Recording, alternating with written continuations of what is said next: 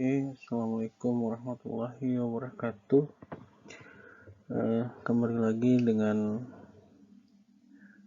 saya dalam diskusi mengenai aerodinamika.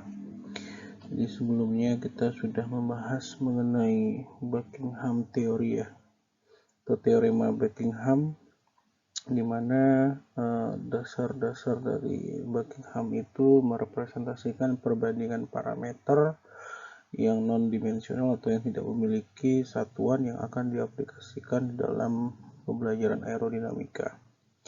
Baik, sekarang karena sudah sampai di penghujung subbab, maka kita akan membahas mengenai desain box atau kotak desain yang sangat penting di dalam aerodinamika. Oke, kita lanjutkan saja. Baik, jadi kita mengawali bagaimana pentingnya nilai koefisien lift dan koefisien drag di dalam teknik penerbangan. Jadi ini merupakan suatu parameter yang tentunya sangat berpengaruh untuk mengetahui performa dari sebuah pesawat terbang. Kenapa? Karena koefisien lift itu adalah sebuah parameter yang menentukan berapa besarnya gaya angkat pada sayap pesawat terbang. Sedangkan koefisien drag adalah menentukan seberapa besar gaya hambat yang dihasilkan dari pesawat terbang. Nah, sehingga CL dan CD ini merupakan besaran fundamental yang merupakan parameter desain awal dan representasi atau menggambarkan dari kinerja sebuah desain dari sayap pesawat terbang. Nah, kalau kita berbicara kinerja dari sebuah desain pesawat terbang, maka kita perlu mengasumsikan dia itu ada dalam keadaan yang steady and level flight atau sering disebut dengan terbang jelajah, di mana ketika terbang jelajah ini gaya-gaya yang bekerja ada gaya lift, ada wake, ada drag, ada thrust, dan juga ada V ambient atau kecepatan udara relatif terhadap pergerakan dari pesawat terbang.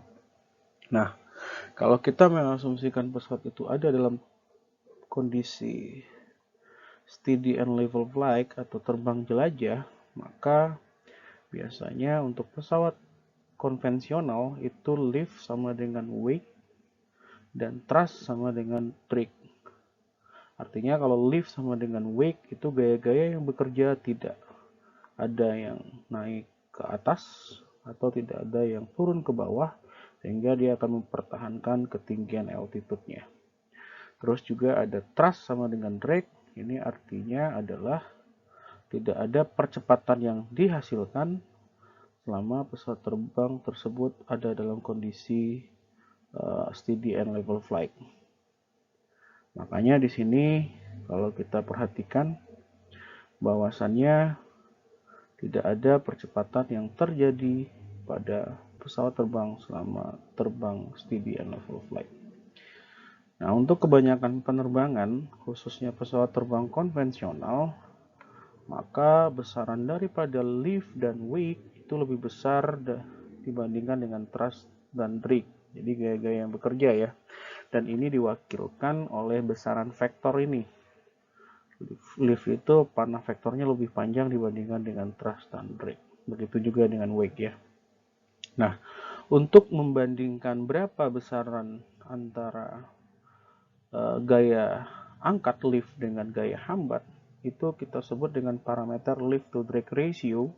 Biasanya untuk pesawat konvensional itu 15 sampai dengan 20. Namun untuk pesawat terbang dengan bentuk tertentu biasanya juga dipengaruhi oleh kecepatan terbang dengan satuan Mach number ya.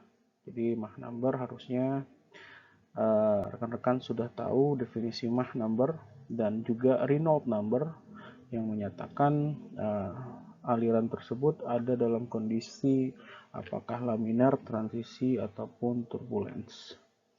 Jadi artinya Untuk pesawat terbang tertentu kita tidak akan membicarakan berapa uh, bilangan Mach atau Reynolds karena nilai CL dan CD hanyalah fungsi dari sudut serang atau angle of attack dari pesawat terbang. Jadi semakin besar sudut serang yang dihasilkan atau semakin posisi pesawat itu nose up, maka dia akan menghasilkan lift yang semakin besar karena koefisien liftnya meningkat. Dan tentunya pada slide berikutnya kita lihat grafik mengenai koefisien lift dan sudut serang. Nah, di sini kita lihat di grafik gambar 1.32 adalah skematik dari koefisien lift dan koefisien drag versus angle of attack atau sudut serang. Dimana kalau kita lihat grafik koefisien liftnya terhadap sudut serang, ini jenis airfoilnya biasanya asymmetric airfoil atau camber airfoil. Ini pada sudut serang yang negatif, dia sudah menghasilkan nilai CL yang 0. Lalu seiring dengan kenaikan sudut serang, dia akan meningkat sampai pada sudut 0, dia akan bernilai positif. Artinya lebih besar dari 0. Lalu seiring peningkatan sudut serang, maka dia akan meningkat secara signifikan sampai ke titik di mana dia tidak bisa lagi untuk menghasilkan peningkatan koefisien lift maksimum. Nah, inilah yang disebut dengan titik koefisien lift maksimum pada sumbu Y-nya dan titik critical angle of attack pada sumbu X-nya. Nah, itu untuk koefisien lift dan sudut serang. Nah, ketika telah melampaui atau exceeding daripada nilai CL maksimumnya, maka CL akan turun secara signifikan. Dan ini berarti bahwasannya koefisien drag akan naik secara signifikan. Jadi biasanya antara koefisien drag dan koefisien lift itu akan saling berpotongan pada sudut yang telah melebihi nilai daripada critical angle-nya. Nah, untuk CD sendiri itu biasanya nilainya stabil itu pada kondisi sudut serang yang kecil ya. Lalu akan meningkat di atas 8 derajat sampai ke titik di mana critical angle telah tercapai, sehingga di atas itu CD akan naik secara signifikan. Nah, jadi artinya CL maksimum ini juga berkaitan dengan parameter yang kita sebut dengan Vstall. Jadi Vstall itu adalah kecepatan paling minimum dari sebuah pesawat terbang harus beroperasi. Karena kalau dia terbang dan beroperasi di bawah kecepatan Vstall-nya, maka pesawat itu akan stall dalam kondisi apapun.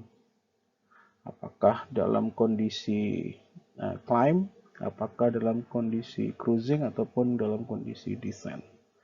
Jadi oleh karena itu, perlu kita memahami bagaimana Vstall itu atau mencari nilai besaran Vstall itu.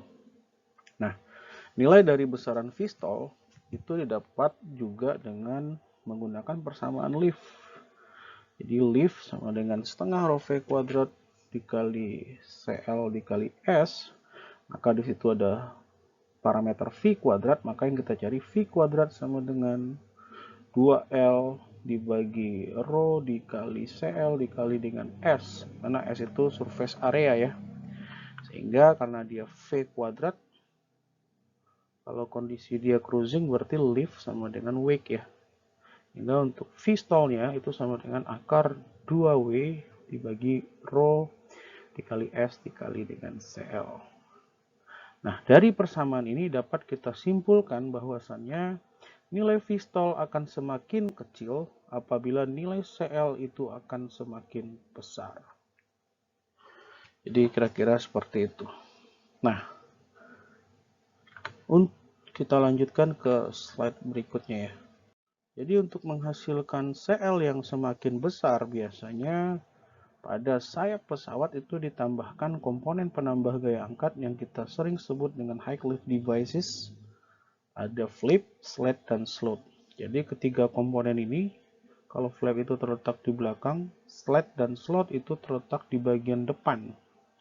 Di belakang itu maksudnya di belakang trailing edge kalau sayap, sedangkan slat dan slot itu terletak di bagian depan leading edge sayap.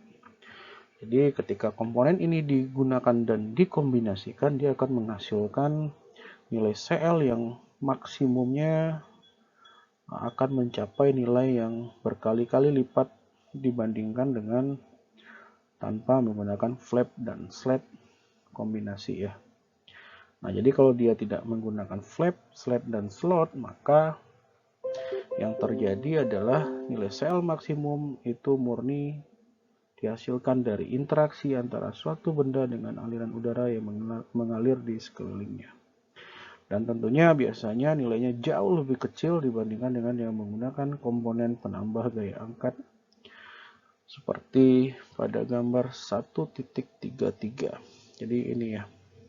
Nah, di sini kita lihat ada hubungan antara kecepatan dengan koefisien lift.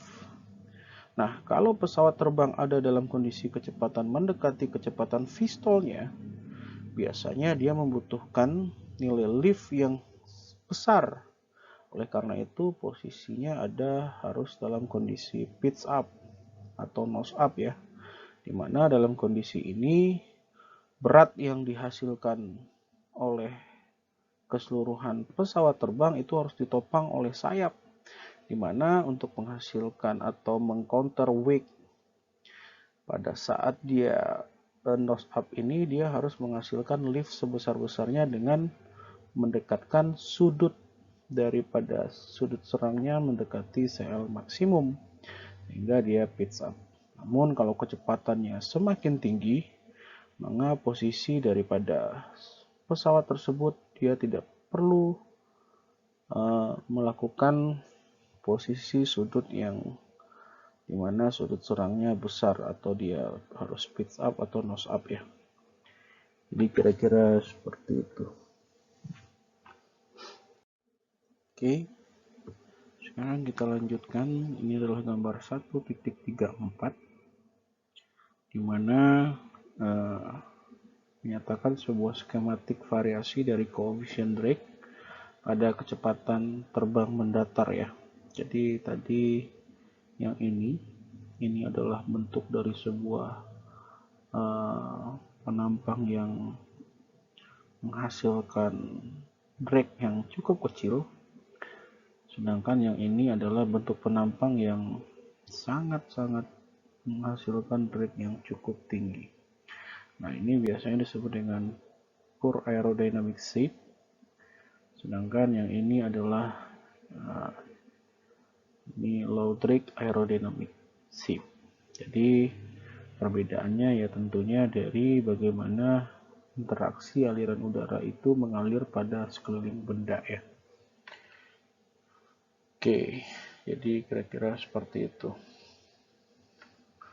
Nah, biasanya sebuah bentuk yang sangat efisien bagaimanapun akan menghasilkan nilai koefisien lift yang digambarkan seperti gambar sebelumnya, mana dia tentunya akan menghasilkan drag yang jauh lebih kecil yang dinyatakan pada gambar 1.34 ini ya. Sehingga pada akhirnya kita akan menekankan bahwasanya pengukuran sebenarnya dari efisiensi aerodinamik dari suatu bentuk benda itu adalah lift to drag ratio atau sama dengan koefisien lift dibagi dengan koefisien drag. Jadi kira-kira seperti itu. Oke, kita lanjutkan ke slide selanjutnya. Nah, di sini adalah sebuah grafik eksperimen lift to drag ratio dengan kecepatan terbang pada sikap jelajah ya atau steady level flight. Nah, di sini kalau dia terlalu rendah, maka lift to drag ratio-nya itu semakin rendah nilainya atau semakin kecil, namun pada kecepatan tertentu tidak kecil ataupun tidak besar, nilai lift to drag ratio-nya maksimum. Tapi range-nya itu ada di tengah-tengah bentangan kecepatan dari suatu kecepatan atau bentangan dari kecepatan pesawat. Jadi kalau dia terlalu besar kecepatannya, lift to drag ratio juga turun. Jadi dia tidak besar kecepatannya ataupun tidak terlalu kecil. Oke, kita lanjutkan ke slide berikutnya. Jadi kalau tadi kita berbicara lift to drag ratio terhadap kecepatan terbang, sekarang kita lihat lift to drag ratio terhadap angle of attack atau sudut serang. Nah, di sini juga sama dengan yang tadi, bahwasannya untuk menghasilkan lift to drag ratio maksimum, maka sudut serangnya tidak terlalu besar ataupun tidak terlalu kecil, jadi berada di kondisi tengah-tengah ya, sesuai dengan eksperimen dari sebuah airfoil. Jadi pada kesimpulannya, tujuan dari desain box itu untuk menekankan pentingnya aturan main mengenai koefisien aerodinamik di dalam analisis kinerja dan desain dari pesawat terbang. Jadi dalam diskusi ini apa yang penting yaitu tidak mengenai bagaimana lift dan drag, namun lebih penekanannya terhadap koefisien lift dan koefisien drag. Jadi ini merupakan koefisien yang sangat-sangat memiliki nilai konstruksi intelektual yang sangat tinggi sekali, yang membantu kita untuk memahami bagaimana karakteristik aerodinamik dari suatu benda itu menghasilkan perhitungan yang sangat-sangat bagus sekali dalam menghasilkan atau dalam membuat suatu benda itu bisa mengudara atau bisa lebih ringan daripada udara. Jadi oleh karena itu, tentunya kalau kita berbicara koefisien lift dan koefisien drag, kita berbicara mengenai fundamental dari karakteristik aerodinamik yang harus kita pahami. Jadi demikian untuk desain box yang mengacu terhadap hasil dari kinerja sebuah desain awal pesawat terbang. Sekarang kita lihat contoh soal ya. Nah, di sini perhatikan sebuah model transportasi dari eksekutif jet yang mirip seperti Cessna 560 Citation 5 yang ditunjukkan dalam 3 tampilan gambar, dari atas, dari depan, dan dari samping. Nah, di sini diketahui pesawat terbang tersebut terbang dengan kecepatan 492 mile per hour pada ketinggian 33.000 feet, di mana kerapatan udara sekitar 7,9656 kali 10 pangkat minus 4 slug per feet pangkat 3. Berat dan luas bidang sayap masing-masing adalah beratnya 15.000 pound dan luas bidang sayapnya 342,6 feet kuadrat. Sehingga kalau diketahui koefisien drag saat terbang adalah 0,015, hitung koefisien lift dan rasio lift to drag pada terbang jelajah. Jadi yang kita cari berapa nilai CL-nya dan berapa lift to drag ratio-nya pada saat dia terbang jelajah. Nah, sebelumnya kita lihat di sini ada satuannya. Untuk tadi luas bidang sayap itu feet kuadrat, terus beratnya pounds, tapi ada kecepatan pesawat itu 492 mile per hour. Jadi untuk menyederhanakan satuan, kita perlu konversi mile per hour ke dalam feet per second, karena fungsinya di sini luas sayap itu feet kuadrat dan kerapatan juga menggunakan satuan feet pangkat 3 ya. Sehingga kalau kita konversi 60 mile per hour itu sama dengan 88 feet per second. Sehingga kecepatan pesawat terbang pada saat kondisi jelajah tinggal kita konversi 492 kali 88 dibagi 60. Artinya ini mengkonversi dari mile per hour ke feet per second. Jadi kita dapat 721,6. Lalu setelah dapat V ambientnya, maka kita akan bisa mencari coefficient lift, di mana coefficient lift itu hubungannya dengan 2W dibagi rho V kuadrat dikali S. Karena terbang jelajah, maka lift itu sama dengan weight. Jadi ini ya, 15.000 pound. Sehingga dimasukkanlah nilai angka-angka yang diketahui tadi, 2 kali 15.000 dibagi 7,9659 kali 10 pangkat minus 4 dikali 721,6 kuadrat, ini V kuadrat, dikali surface area atau luas permukaan sayap. Maka nilainya 0,21.